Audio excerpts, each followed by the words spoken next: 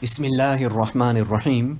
This is an English translation of the Majlis of Hazrat MAULANA QAMAR Sahib Damat Barakatuhum, which took place on Monday morning at about 9:30 a.m. Monday, the 7th of Rajab 1444, corresponding with the English date 30th of January 2023.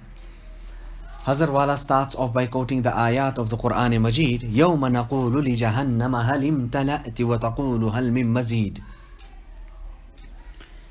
وَأُزْلِفَتِ الْجَنَّةُ لِلْمُتَّقِينَ غَيْرَ بَعِيدٍ هَذَا مَا تُوعَدُونَ لِكُلِّ أَوَّابٍ حَفِيظٍ مَنْ خَشِيَ الرَّحْمَنَ بِالْغَيْبِ وَجَاءَ بِقَلْبٍ مُنِيبٍ ادْخُلُوهَا بِسَلَامٍ ذَلِكَ يَوْمُ الْخُلُودِ لَهُم مَا يَشَاءُونَ فِيهَا وَلَدَيْنَا مَزِيدٌ. Hazrat Wala is saying that Rasulullah sallallahu alaihi wasallam so often would quote these ayat of Surah Qaf over and over again, sometimes in his khutbahs, etc. So much, just like that, by such type of a repetition, that the Sahaba by-hearted these ayat of Suratul Qaf. You people, please forgive me that I got a bit delayed. I needed to go and relieve myself, Hazrat Wala is saying.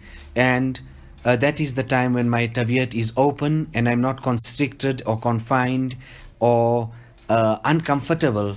And that's the very same reason in Salat as well, that a person must be completely farigh. Here also for waz and bayan, if I'm in that type of halat, how will I sit here in front of you and speak? So Allah Ta'ala is saying, يَوْمَ نَقُولُ لِجَهَنَّمَ هَلِ امْتَلَأْتِ. On that day we shall ask Jahannam, are you full? وَتَقُولُ هَلْ مِن مَزِيدٍ. And she will reply, are there any more? وَأُزْلِفَتِ الْجَنَّةُ لِلْمُتَّقِينَ غَيْرَ بَعِيدٍ. And Jannah will be brought close to those who feared Allah and will not be far off. Now, one word, one letter of the Quran Majid is so important and so great. I mean, we need to understand these type of things. You know, I even say to people, sometimes they sit right up till the time of Ishraq, but they will not perform those 2 rakats, whereas 2 rakats of Salatul Ishraq brings such a great and a tremendous amount of reward for the person who performs it and accepted Umrah, Hajj, and the second 2 rakats will bring ease for the entire day. Ease for the entire day. So this is Quran that we are reading. This is Quran that we are quoting from. Now Allah Ta'ala addresses Jahannam, and this is how she replies.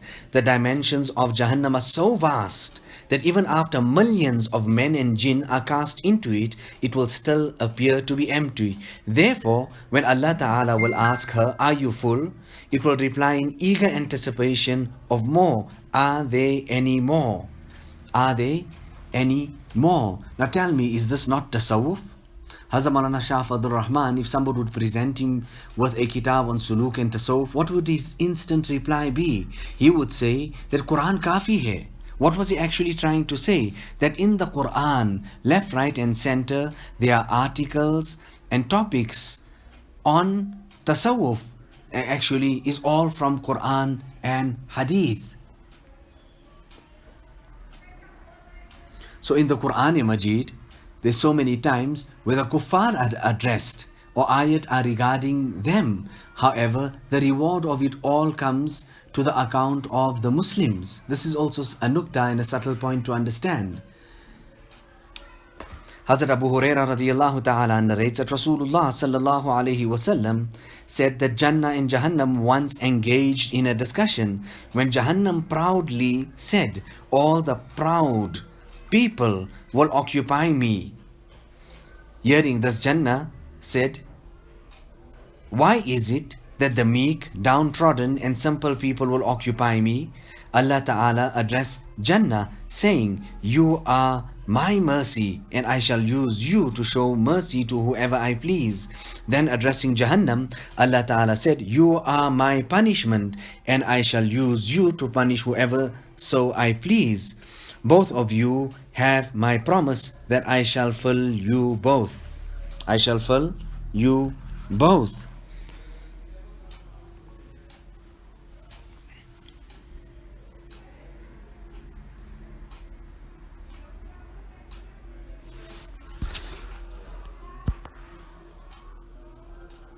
Now, even when the people, the jinn and man, will be filled into Jahannam, and it will not be and into Jannah, and Jannah will not then be filled. At that time, Allah Ta'ala will create a creation and put them into Jannah. In fact, Hazrat Maulana Yaqub Sahab was asked on one occasion that these people, ye log to bade maze mein honge, that bila kuch, they would not do anything and they will yet then be entered and admitted into Jannah. Farmaya ke khak maza. No, not even one atom amount of a pleasure they would get. The maza would be for those people who done something, who underwent something, and that will be their reward. Don't you see at the time of iftari, both may be sitting at the dastarkhan. The one who kept the roza and the one who did not keep the roza, both will eat. But pleasure, satisfaction will go to who? The one who fasted the entire day. Now Hazrat Tanvi used to say that मैं जन्नत का लायक नहीं हूँ, I'm not deserving and worthy of Jannah, लेकिन जहन्नम का सहारा नहीं. However, I cannot tolerate Jahannam. तो ओ अल्लाह, जहन्नम से बचाइए और जन्नत में कम से कम जगह दीजिएगा. That, oh Allah, most definitely save me and protect me. Keep me away from Jahannam. And Jannah, the smallest and the smallest of places in Jannah, grant me that, at least grant me that. Now this was the fear of Allah subhanahu wa ta'ala he had, and this was his hal. And what can we say about Jannah? Even the amount of one whoop is greater and better than this entire world and whatever it contains. In Jannah, a person will have a stick, a walking stick made out of gold. In whichever direction he does a stroke with it, in that direction will become the current of that water, that stream, that river, brook, whatever is in front of him. Allahu Akbar. Here, in our place here, they tried so much to change the force of the current from this way to that way or the other way, and they were unable to achieve it up till date. But in Jannah, any Jannati will just strike his stick, and by means of that, so much would be achieved. Hazrat Wala goes on to say, my Fufi, my father's sister, she used to always talk to the family people so much about Jannah and Jahannam. In fact, sometimes the family people would say that, how come you talk about this? And Hazrat Maulana Shah Wasiullah Sahab used to refer to her as a waliyah, a great saintly lady. You know, Hazrat Hakim Ifhamullah on one occasion, when I brought my Fufi, and then he asked that, who is this lady? And then I said that this is my paternal aunt, my father's sister. And he was amazed and surprised to such an extent that his impression and his remark was, I actually thought this was your mother, because when I'm looking at the muhabbat between that you are showing to her, that I'm actually thinking that this is your mother. What can I say? Mahbub was brought up by her at the demise of his mother. Allahu Akbar.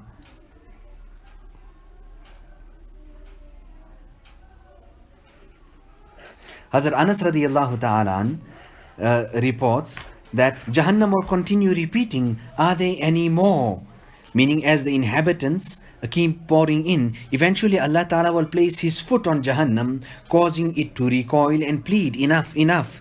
I beg you by your honor and munificence. Jannah will also have space left as it will be it is being filled. To fill Jannah, Allah Ta'ala will create a new creation to occupy it. Now, here, the mention of Allah Ta'ala's foot in this narration is from amongst the mutashabihat. And one should bear in mind that Allah Ta'ala cannot be compared to the creation. Allah Ta'ala knows best the meaning of such narrations, and we do not bother to unravel their meanings. Now, in response to the above narration, it was once mentioned to a saint that a new creation they will be created to fill Jahannam, they will be so extremely fortunate to enter Jannah immediately after being created. Now look at this. Allahu Akbar. Hazrat Wala is saying, I didn't even read through this here, but here now, the same thing that I just mentioned to you of Hazrat Maulana Yaqub Sahab comes here. The saint then replied, this Buzurg replied, what enjoyment can they experience when they have not experienced the hardships and difficulties of the world? How will they appreciate the comforts of Jannah? It will be we who will really experience enjoyment and aram. We will also we will be able to appreciate the comforts of Jannah that will be much greater than the comforts of this world, because we know the difficulties and have experienced them. We have experienced them. So we will be able to appreciate it. You know, I was going to write a simple, easy tafsir of the Quran Majid. In fact, Hazrat Maulana Muhammad Ahmad Sahab has even written a forward to that particular tafsir, that Allah Ta'ala make this Mawa'izul Quran easy. And then when this particular tafsir, I said this in the past, came in front of me, then I said, no, now there is no need. And what's happening today? People are saying that Jannah and Jahannam is something that's just in the mind. It's a thought. It's wahmi. And Allah Ta'ala is saying it is mutayaqqan. It is absolutely confirmed and established. Khadija radiallahu ta'ala anha was grieved. And Nabi Sallallahu Alaihi Wasallam is saying that you with me here, you grieved, what's happening? And she's saying that I'm thinking about my children from my first husband that have passed away. What will their condition be? Will they be in Jannah? Or what will happen to them? And look at how Rasulullah Sallallahu Alaihi Wasallam answers. He says, no, most definitely they will be in Jannah. Do you want me to show you? And immediately she replies, no, I have full confidence and yaqeen in your statement and what you are saying to me. It's greatly possible that my eyes may fail me. They may not be able to calculate or understand it properly or see it properly. But what doubt can there be in your statement? Allahu Akbar. Now this was the beloved wife, Khadija radiallahu ta'ala anha, the wife of Rasulullah sallallahu alayhi wasallam. And his every wife was like this. Now Khadija radiyallahu ta'ala anha, I wrote initially about her in the Aqwal Salaf, and then a second time I improved on it and added also on it in the new editions that came. So this is the makhluk and this is the dunya, that they will never leave you.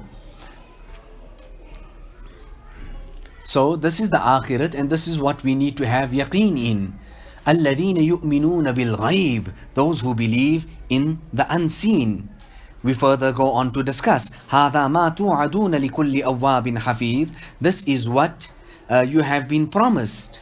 This is what you have been promised for every penitent and conscientious person. لِكُلِّ أَوَّابٍ حَفِيظٍ. لِكُلِّ أَوَّابٍ حَفِيظٍ. Man khashiyar rahman bil ghaib, the one who feared Allah without seeing Him. Waja'a biqalbin munib, and he arrived with a heart that is attached to Allah subhanahu wa ta'ala. Allahu Akbar. A heart that is attached to Allah subhanahu wa ta'ala. Now Allah Ta'ala says, and Jannah will be brought close, and those who feared Allah will not be far off. They will then be entered into Jannah, and seeing the bounties stored for them, they will be told, this is what you have been promised for every penitent and conscientious person. Now Jannah is the promised abode for the people who are and who conscientiously obey Allah Ta'ala's command and avoid sin. Describing the people of Jannah, Allah Ta'ala further says, the one who feared Allah without seeing Him and has arrived in the Akhirat with a heart that is attached to Allah. So the primary concern of such a person is to please only Allah subhanahu wa ta'ala. It will then be said to them, enter Jannah in peace, udkhuluha bisalam. This is a day of eternity, dhalika yawmul khulud, meaning that this is a day when a decision is passed that will affect their eternal existence. They will therefore be able to live eternally in Jannah. لهم ما يشاءون فيها ولدينا مزيد. They shall have whatever they desire there, and we even have something extra for them. Something extra for them. Besides having whatever they desire in Jannah, they will receive things far beyond the limits of their imagination. Allama Qurtubi rahmatullah alayhi says, he quotes from Hazrat Jabir radiyallahu ta'ala an, that waladayna mazid, something extra, it refers to seeing Allah subhanahu wa ta'ala himself. Imam Muslim rahmatullah alayhi reports from Hazrat SAHEB radiyallahu ta'ala an a hadith which states that Allah ta'ala will ask the people of Jannah whether they require anything else in Jannah. They will reply by saying, you have illuminated our faces, entered us into Jannah, and saved us from Jahannam. What else could we want? Allah Ta'ala will then remove the veil concealing him, and they will be able to see him directly. There will be nothing so beloved to them as this. After mentioning this hadith, Rasulullah sallallahu alaihi wasallam recited the following verse of Surah Yunus. لِلَّذِينَ أَحْسَنُوا الْحُسْنَى وَزِيَادَةً. For those who do righteous deeds shall be the best and more.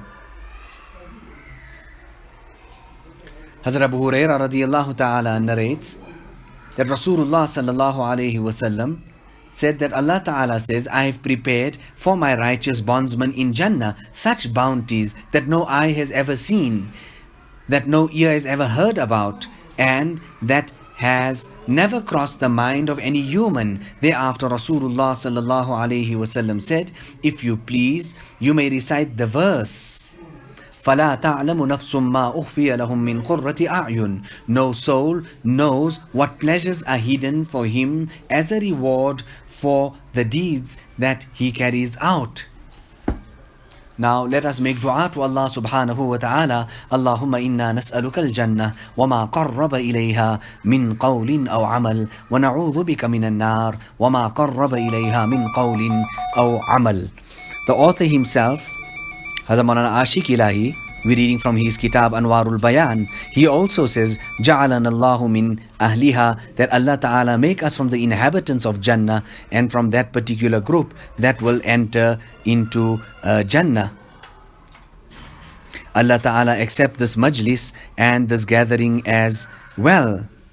The Farishta and the Malaika also like to enter into such gatherings.